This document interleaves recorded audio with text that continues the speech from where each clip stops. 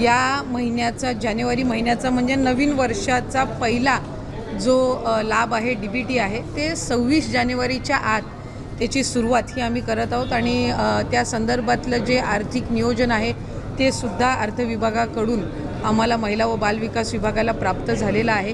त्याच्यामुळे लाडक्या बहिणींचा जो जानेवारी महिन्याचा लाभ आहे हा साधारणपणे 26 जानेवारीच्या आत त्याची वितरणाची सुरुवात होईल आणि 3 ते 4 दिवसाच्या त्या कालावधीमध्ये ज्या महिला लाभार्थी आहेत त्यांच्या खात्यावर तो लाभ जमा होईल।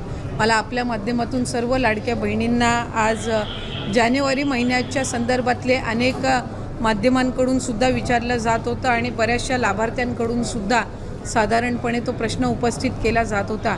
त्यामुळे दर महिन्याला आपण महिना संपायच्या आत तो लाभ त्यांच्या अकाउंटला देत असतो।